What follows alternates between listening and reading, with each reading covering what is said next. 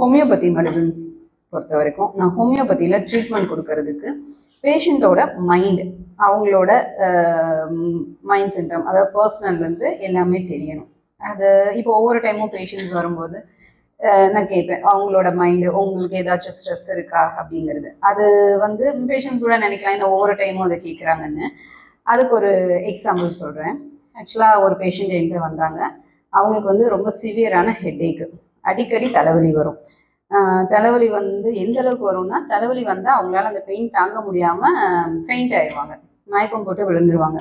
அந்த அளவுக்கு அவங்களுக்கு கம்ப்ளைண்ட் இருக்குது.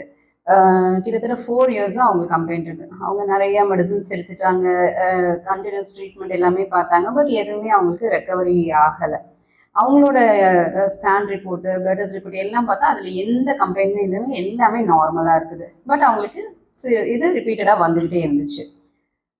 ஆரம்பத்தில் அவங்கக்கிட்ட ஃபஸ்ட்டு எனக்கு நியூ கேஸ், அவங்க புதுசாக வந்தப்போ என்கிட்ட இதை மட்டும்தான் சொன்னாங்க. மற்றபடி அவங்களோட இது எதுவுமே என்கிட்ட பெருசாக ஷேர் பண்ணலை. ஓகேன்னு சொல்லிட்டு நானும் பெயின்க்கு மெடிசன்ஸுங்கிறது கொடுத்தேன். பட் ஃபஸ்ட்டு ஃபாலோஅப் வந்தாங்க. அவங்களுக்கு பெருசாக எந்த இம்ப்ரூவ்மெண்ட்டுமே இல்லை. ஸோ அப்போ எனக்கே தெரியுது நம்ம ஏதோ ஒரு விஷயத்த மிஸ் பண்ணுறோம் அப்படின்ட்டு. அவங்கக்கிட்ட நம்மளோட மெடிசன்ஸோட இந்த மைண்ட் சிம்டமோட வேல்யூ என்னங்கிறது புரிய வச்சு அதுக்கப்புறம் அவங்கக்கிட்ட சொன்னப்போ ஒரு நல்ல சிம்டம் கிடைச்சிது. ஆக்சுவலாக வந்து அவங்க குடும்பத்தில் நடந்த ஒரு இன்சிடென்ட்னால அவங்க வந்து ஒரு பெரிய ஒரு கில்ட்டி ஃபீலு, அவங்களுக்கு ஒரு குற்ற உணர்வில் இருந்தாங்க. இது 4 வருஷத்துக்கு முன்னாடி நடந்த ஒரு விஷயம்.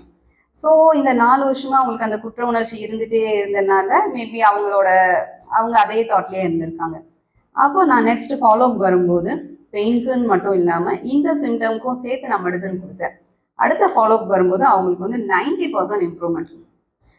வித்தின் ஒரு 1 மந்த்ல அவங்களுக்கு அந்த கம்ப்ளைண்ட்டுங்கிறதே இல்லை. இப்போ அவங்க ட்ரீட்மெண்ட் எடுத்து நம்மக்கிட்ட ஒரு 1 இயருக்கு மேலே ஆச்சு. பட் இது வரைக்குமே அவங்களுக்கு எந்த கம்ப்ளைண்ட்டுமே இல்லை. அந்த 1 மந்த் மெடிசனில் அவங்களுக்கு வந்து கம்ப்ளீட்டாக க்யூர் ஆகிடுச்சு.